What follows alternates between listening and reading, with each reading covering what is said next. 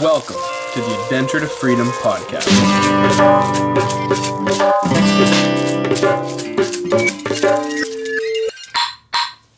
All right, and 3, 2, 1. Welcome to the inaugural Adventure to Freedom podcast. I'm here with one of my best friends and Hollywood actor, Calum Worthy. Welcome, man. Thanks for coming on the podcast. Dude, I'm very excited to be here, man. Yeah, me too. It's kind of weird. We're doing this. I'm excited. I've never felt more relaxed doing a podcast.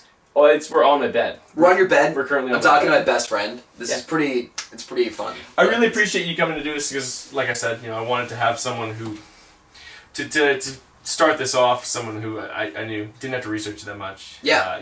You know everything about me. A little bit better, yeah. So for those people out there who don't know as much as I know about you, you're an actor, living in LA. Tell them a little bit about who you are, what you've been on, and yeah. Yeah, man. Oh, so first and foremost, I'm one of Michael's best friends. I know you have a couple best friends. I get that. I'm just lucky to be one of them. But I'm an actor. I've been acting since I was 9. Actually, I started when I was 4 doing theater here in Victoria, BC. And then when I was 9, I started working as an actor in Vancouver, and I kind of lucked out pretty quick. I booked this miniseries called I Was a Rat, and I've been auditioning for a long time in my mind because I started when I was like 9, and then I was 10 when I booked this. So I felt like I got a solid year of like auditioning. But I kind of lucked into the industry at a really good time because it was when there was a lot of films coming into Vancouver and Victoria, and there weren't a lot of young actors. There were quite a few, but compared to now, I feel like there was a lot less then. At least in my mind, that's how it felt. Okay. So I was able to work pretty quickly as soon as I started acting. I wasn't very good at the beginning. Like looking back, I'm like, oh man, I could have done a lot better. But it's a craft. It's a craft. It's like a craft thing, right? Exactly. You're gonna be learning and. Yeah, and so anyway, I booked this like mini-series, and it kind of set me up for a little bit, and I thought that I was, like, not set me up like career-wise, but just kind of gave me the confidence that I could actually maybe do this as a career, right? Maybe keep going. Mm-hmm. Then of course I hit the period where like I had to actually learn how to act, because I felt like... You were no longer a cute kid. I was only a cute kid. Like as a kid, I think that you don't have any like inhibitions. Like you just have clarity. So if someone says like, hey, you gotta cry in the scene, you're like, okay. And you can kind of cry, but then you suddenly hit like 10, 11, 12. You play a lot, so you make a lot of like imaginary games and stuff. Exactly. And you're not self-conscious. Yeah. So then suddenly you hit like 11, 12, and like 13, 14, and your ego gets involved. Okay. And that was a huge thing for me. So suddenly I was self-conscious about what I was doing. And I think also I was going through puberty and just feeling awkward, and my voice was changing and I was growing. And I still worked, but I wasn't working as consistently for a few years after I was a rat. And was your next consistent gig then after that Austin and Ally on the Disney Channel? Well, I was doing movies and TV shows, so it was like every few months I would do a project of some kind. Okay. But I was never like carrying my own show until Stormworld. Right. Stormworld was the first time I was like one of the stars of a TV show. And that was... when you look back at your life and you're like, what are those like significant moments? Stormworld was one of them. Right. Because I lived away from home for the first time. I was 17 and it was in grade 11, and I feel like had I not booked Stormworld, I may or may not have just continued acting like this. I may have taken a break and gone to university. I'm not too sure. But because Stormworld happened, it took so long to film. We filmed for like 7 or 8 months, and most of it was in Australia, and my parents came with me, and it was a very fun, exciting experience. It kind of gave me the confidence to be like, okay, I want to keep going with this. Like, I really do love this. I feel like I can do this. And that's what gave me the kick in the butt to keep going afterwards. And also, I did this other project, this one episode of a show called Flashpoint. I remember that episode. And that was like the most challenging role I had really had in terms emotionally up until that point. It was a lot more dramatic than what I'd ever seen you in before. Exactly. So it was like, for me, that was a huge moment. Like those two things was kind of like a 1-2 punch, where it was like, I felt like I could. For those who are listening, Calum, you were playing in Flashpoint like a school shooter. Yeah. Right. Yeah. So it was quite a dramatic departure from the stuff that he'd done. Well, most of the stuff you've even done after that too. Like it was kind of until some of the more recent stuff you're doing now, which we'll talk about in a little bit. Totally. Yeah, and that was so. Those two projects were really huge, in terms of like giving me the confidence to move forward after high school. And then so like I graduated high school, and then I started moving down to LA because my my manager Linda Carter was going down to LA a lot, and she was like, I think you should spend some more time down here. I had an agent down there, but I hadn't ever really spent a lot of time there. So I thought, let's go down there for a little while, just for a few weeks to kind of try it out for pilot season.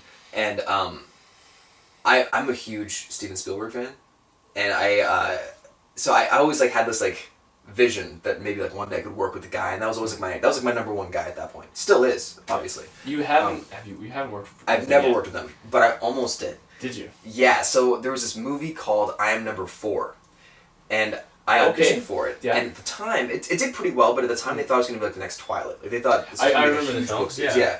So I auditioned for it, and at that point, I was thinking to myself like, okay, this is like probably the coolest thing I could possibly get at this point, because Spielberg was a producer. It was like a DreamWorks movie. It was going to be this big budget action movie. I was like, this is so cool. So all the stuff I was auditioning for, like I was thinking, I was like, well, if I had my pick, like I would do that movie because that's insane. Get to spend like 4 months filming a movie that Spielberg is producing. That's insane. Filming and learning at the same time too. If you're being directed by one of the greats, you're gonna learn a lot through osmosis or by watching and exactly. So went to the audition and I had a really good time, and it was one of those things where like I went in, had an awesome time, but was like never thought I'd ever hear anything back from it because I thought it was just too big for me. Like I thought I wasn't at that level yet. I get a phone call like 2 days later after I was kind of deciding whether or not I should stay in LA or come back for a few weeks, and I got this call being like, you're pinned for I Am Number 4.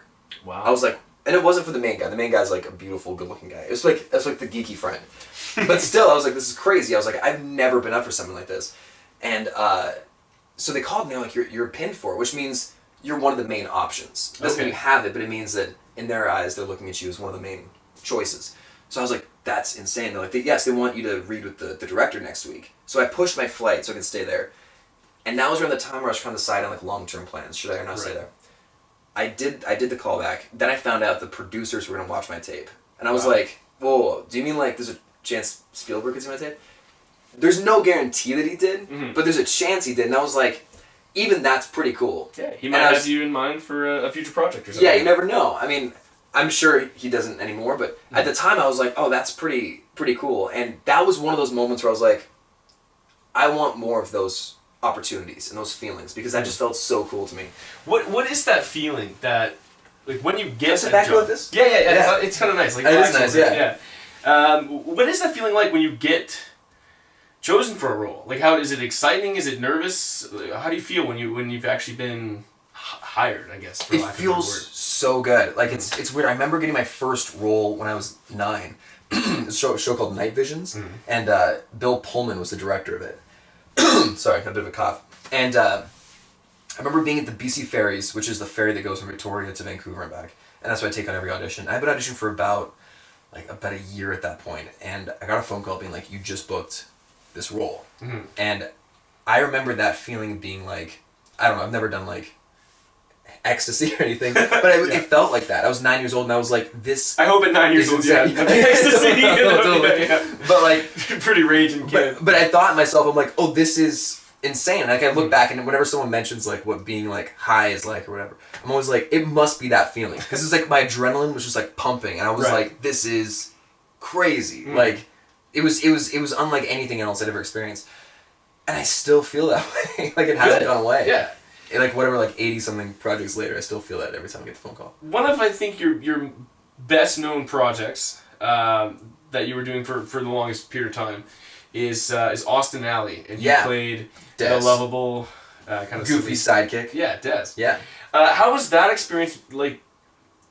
Having that kind of recurring role where you were one of the main characters, people started to really recognize you too after. Yeah, it was really interesting. It was a huge learning curve for me. In what way? Well, it was doing a multicam show, which if anyone doesn't know, a multicam is like a sitcom, like where it's in front of a live audience. So you, instead of filming a normal show, like a Modern Family show, you just film every episode on a soundstage. It's a normal kind of process, like doing a film.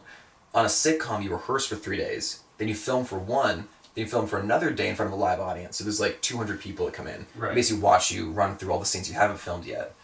And their laughter is what becomes the laugh track. Is that ever awkward then when, like, say you've been rehearsing and then you do this live taping? Yeah. And like, there must be some jokes that don't hit. Oh, yeah. And honestly, I loved it because you get the instant reaction, so you know if it works or not. Like for comedy, I think sitcoms are so awesome because I went to bed every night feeling like, okay, we got it. Because if it didn't work, we'd try another joke. And you always have backup jokes for everything. You always have options. And like the writers are always rewriting stuff too. Like on the day, they're like, okay, that didn't work, but if we adjust it by like this, I think it could work. I went to bed every Friday night being like, okay, we got the episode in the can. Then I went to other projects that didn't have that, and I'd be going to the directors being like, wait, did we get it? And he's like, yeah, we got it. I'm like, there's no laughter. He's like, we can't laugh. Like, there's no one else here. There's no, What, was the boom guy gonna laugh? Like, he'll ruin the shot if he does that. Yeah. That's how you know it's a really good joke, though. Yeah. I don't know if you know this, but so how did that even come to be? Why are sitcoms a thing? Like, why is there a live audience? I don't actually know. I assume it would come from theater. Like it was an easy transition from theater to television. But I actually don't know the answer to that. Yeah. I assume it would be some connection between like vaudeville and those kinds of shows. Yeah. And then it slowly transitioned to television, and then us kind of continuing that tradition. Yeah, it just seemed kind of. It is kind of funny though, isn't it? Yeah, like it's because hearing from what you've said and coming to set with you and it is very different from doing a film. Yeah, or something, very different. So when you've been on Austin, like what was some of the other things you learned? So it was mainly career-wise, or was it also trying to learn, kind of now deal with this attention you were getting? That was a huge component. I remember we went to Disneyland, and sorry, got the scoffle. Remember we went to Disneyland after the first episode premiered, and you're allowed to cough too. It's okay. Okay, thanks. Appreciate it. Yeah. You're just wandering there, like, all right, thanks. Yeah, Okay, as long as you're cool with getting sick. I'm going to make you very sick throughout this. So I remember going to Disneyland with the whole cast. Like the creators, like it was like kind of like a Christmas celebration before the Christmas break. Okay. And our first episode premiered like a week before. We went to Disneyland, and I remember like there was a ton of people running up to us. We kind of got mobbed. And at that point, I'd been recognized like once in a blue moon for stuff. Like here and there, people would be like, oh, I think I saw you in that. But it wasn't a lot. Yeah. I was never like freaked out by it. So we walked into Disneyland, and we got mobbed by like 100 people, and it was like quite constant, where people were just coming up to us asking for photos, and I was like, whoa, this is very strange. And it's funny because I always had this vision in my mind of what that was like, of what like fame was like, or what being recognized was like, and then I realized that what it really is at least in my experience, is you feel like you have this responsibility to make someone's day by an interaction. I don't know if I make their day. That might be making me sound better than I am, but no, I'm sure you do make a lot of nice, people they're excited. Yeah, like giving them a nice experience. I've seen you. Sometimes it is annoying when you're. Yeah, I know when we hang out. Yeah, we've been very, very gracious about that. But you are also gracious with like giving people your time, and they're pumped up. They get pumped up, and it's funny, like you don't feel. At least in my experience, I don't get like an ego boost from it. Like I don't feel cooler because of it. I just feel like, okay, I want to make sure that this person has a good experience, so that I don't know what they're going through today, but I hope that now by them meeting me in this moment, it can somehow boost their day somehow. Yeah. And I started doing a lot of mall tours too as soon as the show started happening, because I got to see a lot of the country, and it was really cool to be able to get that one-on-one interaction, which I think for like a fan base is so important, because I want people to know who I am rather than just the character that I am. So they sent me on these tours all across the States. And at one point it was like I'd film Monday to Friday, and on Friday nights I would jump on a plane and do a red-eye flight to some city. It'd be like North Carolina. And then Saturday night I'd fly to a different city, fly back on Monday, do a table read, and continue filming that week. So it was like 7 days a week. When you say, you want people to know you as you and not necessarily as a character, did you find that you were able to be authentic, or did you find sometimes, like, did you ever find yourself playing playing a different version of yourself almost? Yeah, you nailed this. This is something I've never talked about in the film before. But yeah, you're right. You feel sometimes like you're playing the character that they recognize you from. Right. because especially with kids too. Totally. Especially younger Makes kids, sense. they expect that you're going to be this fun, wacky guy, which I think I have elements of that, but Yeah. you do think to yourself, like, oh, I gotta, like, if I'm at, like, a 6, I gotta pump it up to, like, an 11. Right. To make sure that you give them that experience. Because you want them to have a good day. Yeah. And have the best experience possible. It was interesting, though, at some point, making sure I knew who I was. Right. In all of that. Because suddenly, you're playing a version of yourself on camera and then a version of yourself off camera. So, and for days at a time, and after a month of doing that every day, you have to sometimes go to bed at night being like, well, who am I at the end of the day? Totally. And what do I really want in my career? Mm-hmm. Because once you're playing this, once you're in one lane for so long, sometimes you think, well, I think I'm going to stay in that lane. Especially when other opportunities came up that were like that. Mm-hmm. And being typecasted. Being typecast is that kind of project. Totally. You think, oh, maybe I want to keep doing that, which I actually probably would have been really happy continuing to do that. Mm-hmm. I just happen to have other opportunities come up instead. And you've kind of taken a departure now from those kind of projects with some of your latest projects. Well, even, Yeah. I mean, you did recently like American Vandal. American Vandal, yeah. Which was sort of a little bit more mature, but it was still kind of goofy. But then you did Bodied recently. Yeah. Executively produced by Eminem. Eminem. Available on YouTube Premium. Yeah, great movie. I've seen it. I've seen it twice. Yeah, you're awesome. You're such a good friend, man. What is it? How was that transition from going? You know, for people who haven't seen Bodied, it's pretty serious. You know. Yeah. Well, I think that the director actually he said something in an interview that kind of nailed it on the head as to what the experience was like. Yeah. The character in the movie, even though he's a very flawed individual and is not necessarily a good guy, yeah, the element that I was able to connect with him on is he felt like he had something to prove. Right. And I think from doing a kids show sometimes, you feel like, not so much that I had to prove it to the world, but that in order to try to do different projects, I put a lot of pressure on myself to say, I need the industry to see me in a certain way. Or else I don't know if I will be able to be seen a different way. Like I could be typecast as that. Trying to for a show long time. there's other sides to you're more dynamic. Yeah, and not that I think I'm by doing darker projects it's any better than doing any other kinds of projects or comedy or sitcom. Right. I think what it comes down to is just longevity. Yeah. Is that if you stay in one lane for so long, the work might dry up. Like I would love to at some point go back and do a sitcom. Like that'd be so fun. But I know that I need to do something else for a bit in order to bounce back and forth. For sure. Or else I feel like I'm going to be 40 and people will be like, well, you've only done sitcoms. I don't know You're if I can still see you. You're still playing a teenage kid. Yeah, you're still playing a teenage kid. Yeah. Calum, I know you can't grow facial hair, but Yeah. stop playing a 15-year-old. Yeah, exactly. So the character embodied has something to prove, and it feels like he has to go against the odds to prove something. That's what I felt in that period of my life. Right. I still feel that way in many ways.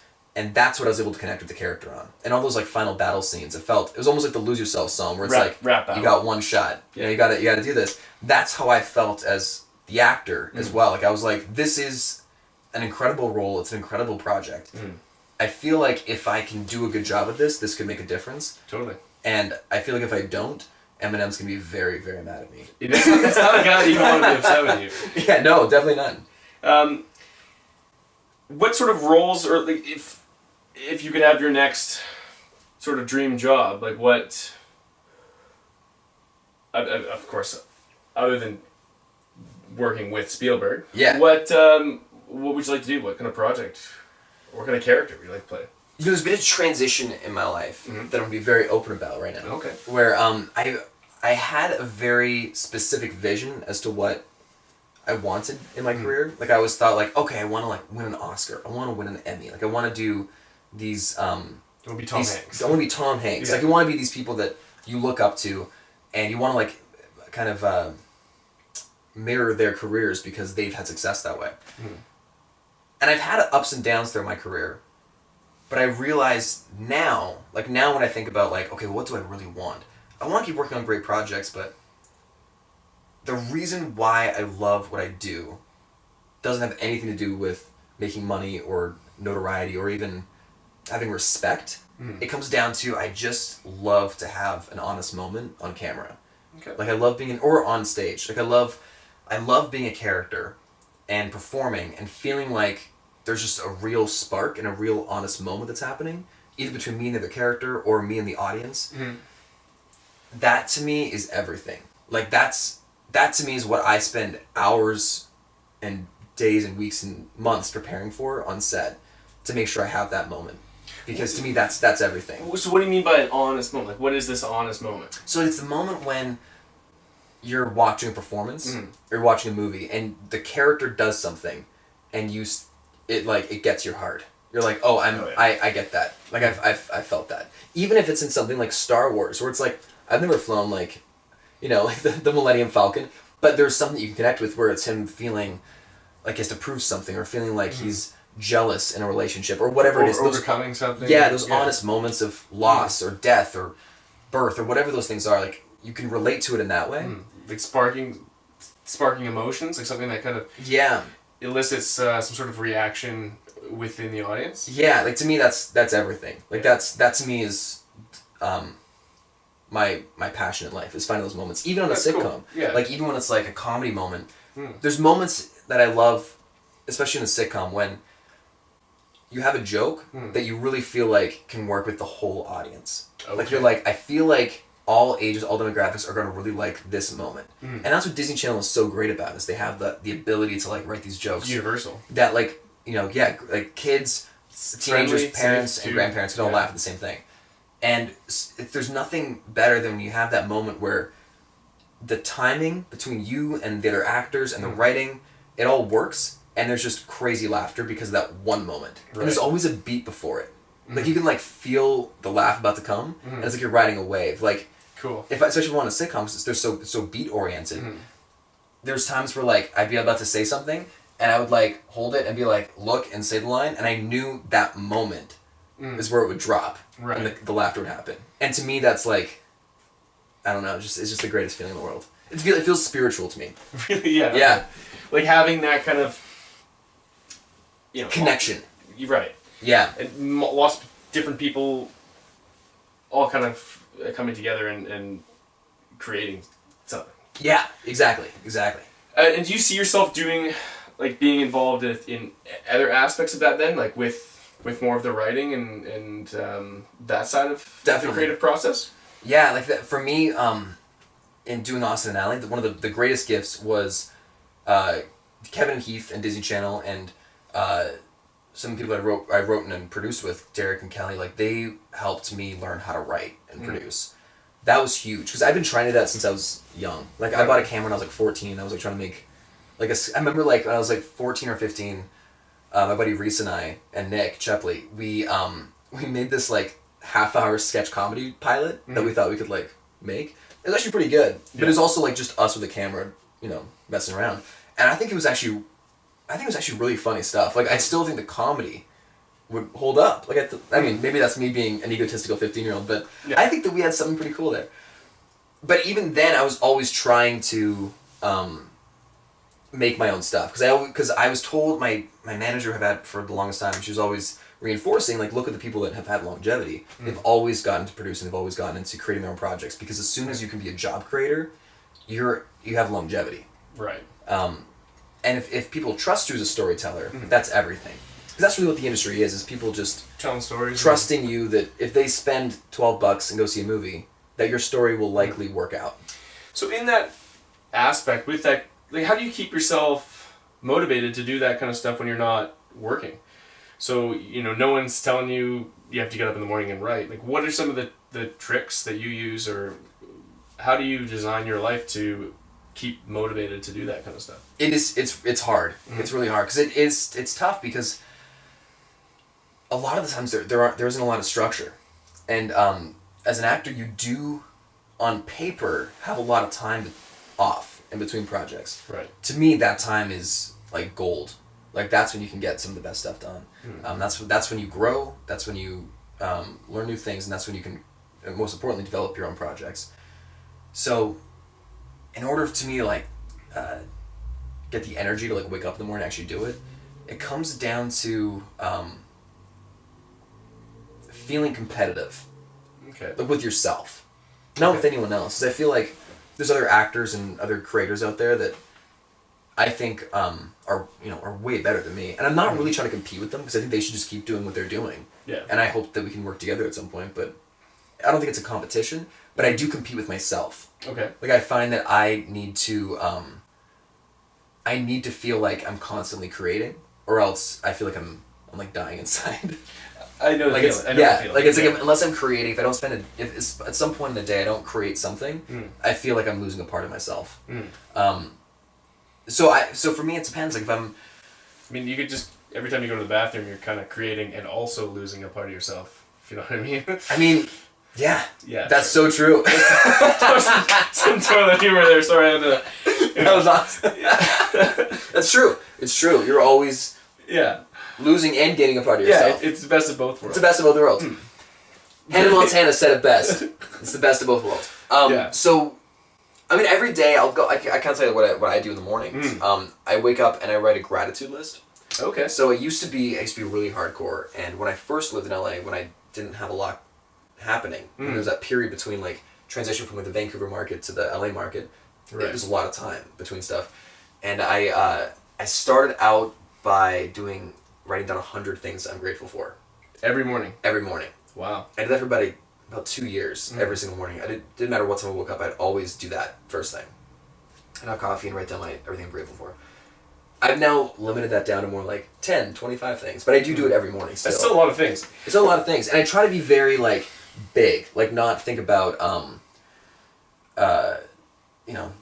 anything that's like monetary, like nothing to do with money, like stuff that I know I have in my life that can't go away, Right. like friendships or family or like love or air or life, like just the abilities to like create. We're very lucky to be alive. We're very lucky. And I think we live in a place where we stress so much about how much we've accomplished that I think it's so important to start every day by thinking, well, this is what I have because I'm a human, and that's really an amazing thing to be. Like, it's really great that we're on this earth and I get to wake up. Totally. And I think if you start with that as being an awesome day, That's your baseline. that's your baseline, Yeah. then you can grow from there. Right. And I think it's a powerful place to be, because then no one can really knock you down. Yeah. I've heard gratitude being used as a tool by a lot of successful people in a lot of like the self-help Yeah. kind of streams, and also just in entrepreneurial avenues as well. People just, Totally. Yeah, it's come up a lot. I think it's so important because I think it's so easy to focus on what you don't have. Yeah. If you start with what you do have, it's powerful. It's like a weapon. Sometimes focusing though on what you don't have can be beneficial as well. For you, I know you've been for a long time you've practiced, or you've had like a vision board. If you're okay to talk about that. Yeah, I'll totally talk about that. Yeah. I still in my childhood room I took a bunch of sticky notes when I was like I've seen them. 15, and I wrote down all the stuff I wanted to see happen in my life. And it's funny because it just became a part of my room. I mean, it's been 12 years now since I put that up. Those things still are stuck on there. So shout out to sticky notes. You guys, they work for a long time. I've been in your room. Yeah. And I've seen that wall, and the craziest thing was like a couple of years ago or so, we actually were in there. Yeah. And we actually started to look at some of those notes, That- and a lot of the stuff was done. Was done. Yeah. Yeah, it was so weird. I remember that moment. It was a huge, powerful moment for me because, I put those things up when I was like 15, and it was like one afternoon I was just like frustrated. I think I didn't get a job. I think I was like really wanting to get a project. I didn't get it, and so I wrote down these sticky notes of things I wanted rather than focusing on what I didn't get. Right. And I remember we sat there, and it was like I looked, and there was like 10 things that I had already accomplished. Seemingly and I was like, big whoa. things too. Seemingly big things. Yeah. Things that I wouldn't think I necessarily at that point would have accomplished. Right.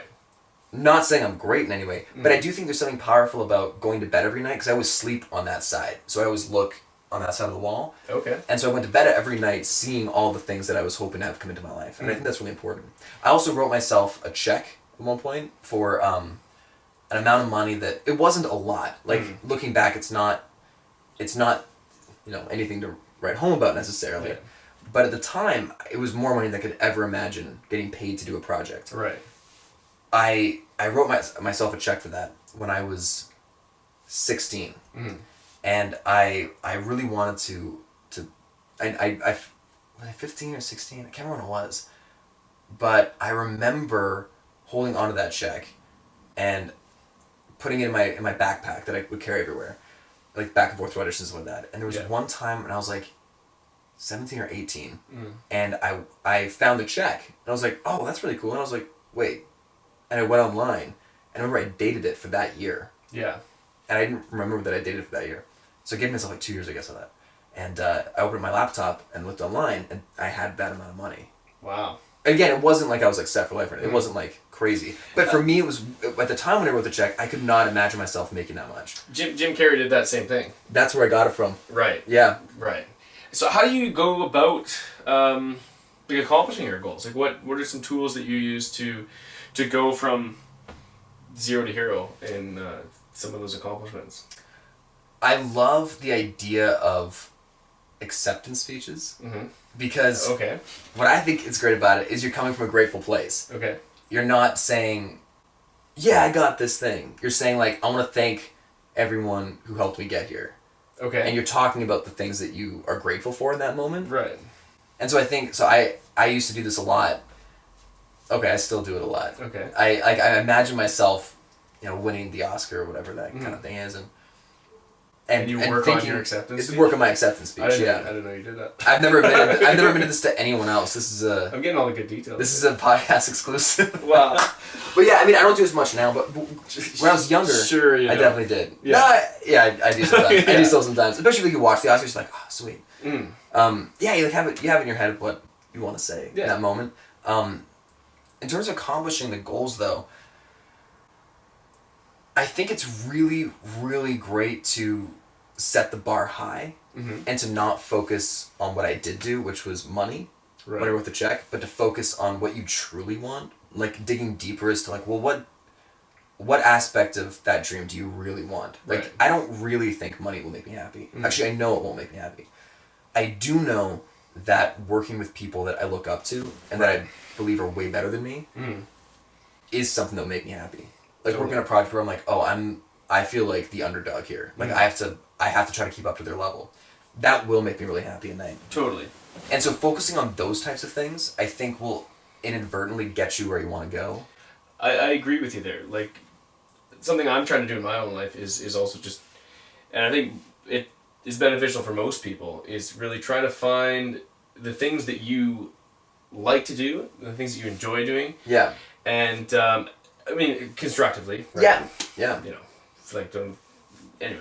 Yeah. But and then using that to kind of get to that end goal, but not necessarily like be worrying about the end goal itself. Exactly. But like enjoying, if you're enjoying the journey, then you've already half won, sort of. Absolutely. I think that if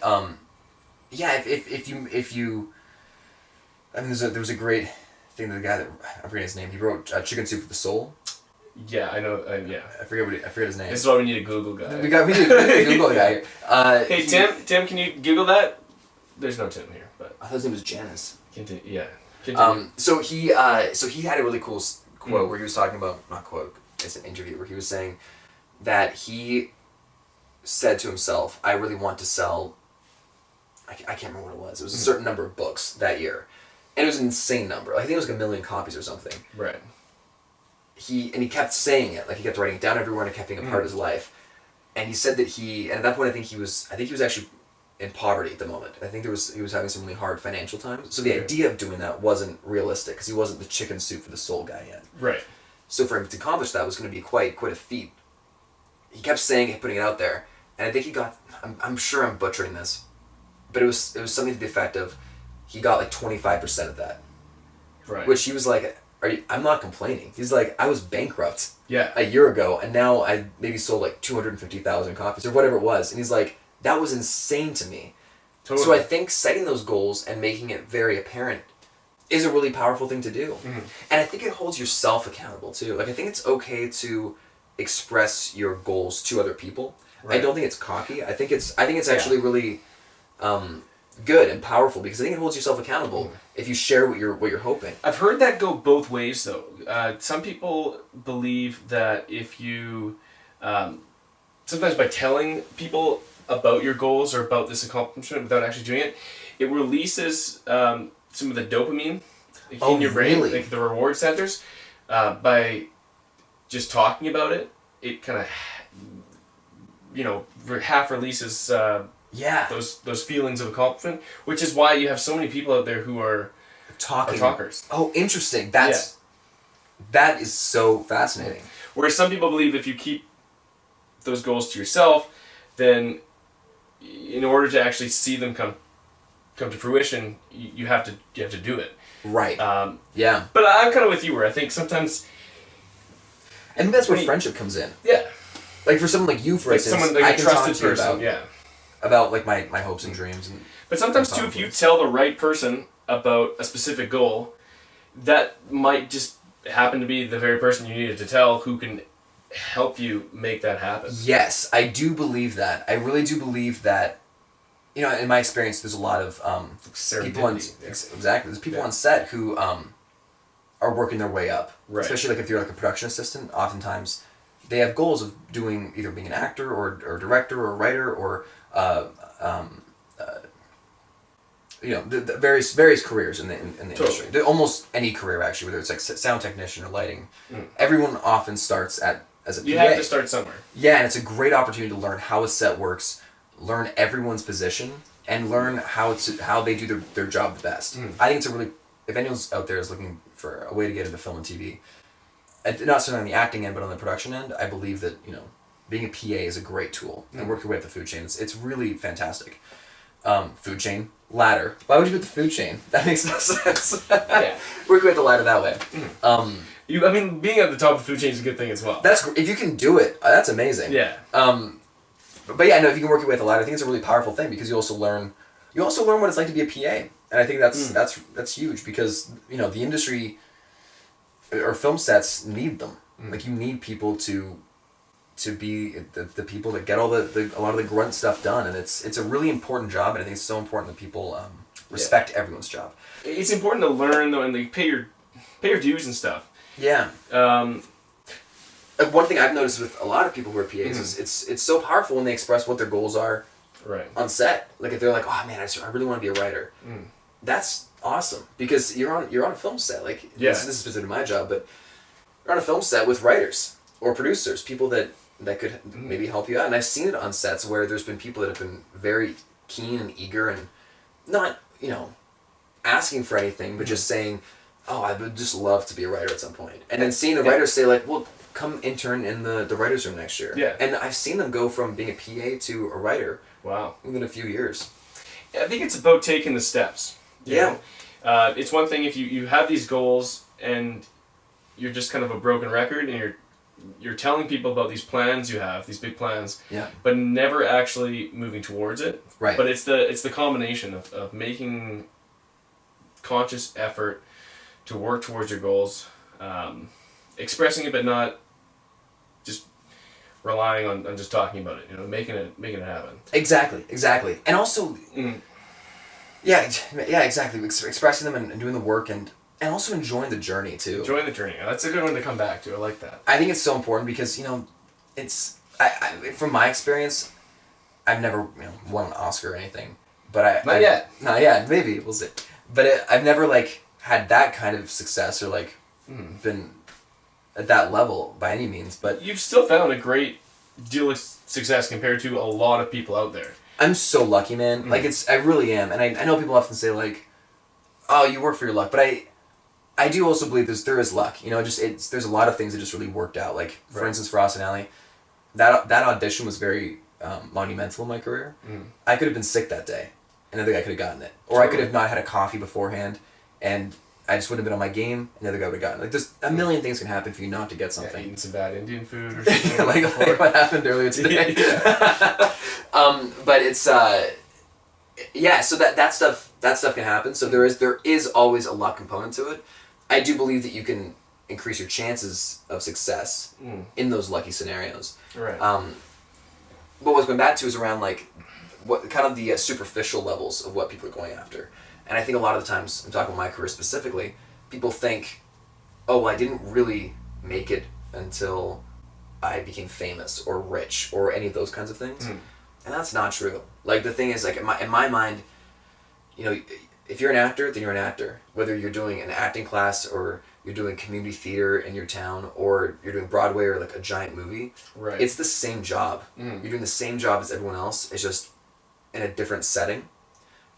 I really encourage people to be proud and love their job at whatever level they're doing it at. Because I don't think you necessarily get more joy from doing, you know, a big budget movie than doing a community theater show. Right. And that's what I found was one of my biggest lessons was loving the audition process. Right. Like back to the journey. Back to the journey. Yeah. Like, I love auditioning. Mm-hmm. And I know a lot of people go like, oh, but I don't, you know, you're always worried about not getting it. I'm like, who cares? You get to go in, you get to do a character that you came up with sides that they gave you, and develop this world in this room for It's a mini performance. It's a mini performance. Basically doing a one-man show. Yeah. And it's so fun. Plus, you get the added element of being a bit of just competition as well. Right. So it's kind of like, for me, that's like my sport. Okay. You know, like I go into it. That makes a lot of sense. Yeah. I know. I get it. Yeah. So for me, it's like I feel like going into an audition, I feel is exciting. You're looking forward to the actual I'm so audition excited itself. about it. Yeah, and if I don't get it, I'm grateful I didn't get it because I want them to hire the best actor possible for the role, knowing full well that, you know, if it's not done correctly, their project won't be as good. So I don't want to convince them I'm the best guy if I'm not really the best guy. I can only go in, do my genuine performance, do the best job I can, and if it works out that they want to work with me, that's fantastic. And if they want to work with the next guy, I hope he kills it. It's a very humble approach that I think a lot of people don't have. You know, that you want to see them make the best stuff. Like that's cool. That's cool that you have that disposition. Well, thank you. I think it comes down to I really respect audience's time. Like, I know there's a lot of people out there who are working, you know, 2-3 jobs, and for them to actually have like an hour and a half to go see a movie is a big deal. Or some time to listen to a podcast. Or some time to listen to a podcast. Thanks to anybody who's still listening here. Exactly. You know? Or watching a TV show. Like, sometimes there's people where they're like, oh, my kids are asleep. I get to watch them for an hour. Totally. And it's like they only get 1 hour. I want them to have the best experience possible. Like, I want them to be able to watch something that's with the best storytellers, with the best actors, and I don't want them to watch something that was diminished because they hired the wrong actor. Wow. Like, I want them to watch it because they got the best actor for it. Yeah. If I can be a part of that process, very grateful. If it's someone else, hope he kills it. Because I just think people need that entertainment. I believe in the art form. You seem really focused on trying to help other people who are like trying to make a positive impact, and you actually do this in another aspect of your life. We're actually quite a proponent for dealing with climate change. Yeah. That started at our high school. Yeah. With Claremont, with one of our teachers, Mark Neufeld, who's still a very good friend and mentor of mine. But you've taken this from like the extremes. So yeah, you know, in high school to meeting and hanging out with Al Gore. It was pretty cool. Pretty cool. I mean, it was funny, like, talking about like putting stuff out into the universe. I think I kind of did that in high school. Yeah. Because there was a moment where I had to introduce Andrew Weaver, who's a politician for the Green Party here in Victoria, BC. Actually, in British Columbia, not just Victoria. He's the leader of the Green Party. I had to introduce him because he was coming to the school to talk about the environment and climate change. Right. And when I introduced him, I accidentally said Al Gore that I was introducing. Oh. And he was like, no, Andrew Weaver. I was like, right, no, I'm sorry. For some reason I said Al Gore's name. Really? Like, yeah. Interesting. And I was so embarrassed. Yeah, I was so embarrassed, and I was like, oh, I'm never ever gonna talk to Andrew Weaver again. Because even at the time, I'd read his book, and I was a fan. But I was like, oh man, I'm never gonna talk to Andrew Weaver again, and I was so embarrassed. Little did I know, I'd actually be seeing a lot of Andrew Weaver because I continued the work I'd be doing. But wow, I didn't know that. Yeah, it was kind of a funny moment, and then I remember the first time doing this show called 24 Hours of Reality, which is a 24-hour live broadcast we do talking about climate change. I do. You've done this. Is it 3 years now? 3 years now. Yeah. Wow. Yeah. It's been a while, and I have to at some points mention Al Gore's name. And I remember the first time saying, "And now back to Al Gore." I was like, I just remember that moment in high school. Like, you got it right. Imagine if you today Andrew Weaver. Yeah, exactly. Yeah. Wow. But yeah, it was pretty cool. But that all came down to I felt like I'd always want to make an impact in the environmental movement because my parents were activists when they were young, and I saw the power of what the 70s and 60s did for the world, and I know that climate change is this generation's movement. Like, I feel like every generation has responsibility to change certain things. I think this generation's changing a lot, and I think it's going to go down in history as a generation that really fought for social justice on many issues. Things, I feel like, changed drastically in our generation, and then also fast. Very fast. Like, we make changes and then we stick to them. Stick to them, and there's so much information out there. I think that, I think the parents of our generation and the next generation have done a really good job. I also think social media has given them a huge platform and also a huge amount of information instantly, and for the ability to connect to other young activists. So when I focus on the climate change movement, it's mostly because, one, I believe it's the greatest threat. I know it's the greatest threat to our planet. But I also feel like there's so many movements at the moment, and the world kind of focuses on a movement here and there. And I think it's great that I think that it's important that as humanity we continue those movements and they don't just stay moments, like the Me Too movement. You continue to I progress. really hope that it continues on. Right. The hard thing about the climate change issue is there's a huge number of organizations fighting really hard to make sure that it doesn't continue. Right. So you're constantly facing false information from the media and also from big corporations about it, which means that sometimes it can take a back seat in the conversation of social justice issues. People get distracted really easily. They do. Yeah, and I think that with the environmental movement, it's one that we can't forget. We need to be focused. And I think sometimes we tend to, and so that's why I've chosen that as my my cause that I focus the most on. One, because it means the most to me, and I believe we can fix it, and we can really make a huge impact right now. But it's also because, but one of the reasons why I keep pushing it so hard is because sometimes I feel like it gets a little bit of a backseat in the conversation. It definitely does. Yeah. That's why I wanted to make sure to mention. Yeah, I'm so glad you mentioned it. Yeah. And there's also the other thing I work with is not to pump the things I'm working with, but I do think that they are very, very special organizations. One is the One organization. Oh, okay. Yeah, and it's and it's working to help educate girls in developing countries and fight for women's rights in developing countries as well. There's 130 million girls who weren't able to go to school today, and that number needs to change, because truly educating girls is the key to most of the world's greatest challenges, including climate change as well. That ties in nicely. Yeah. What is just before we kind of wrap this up? Yeah.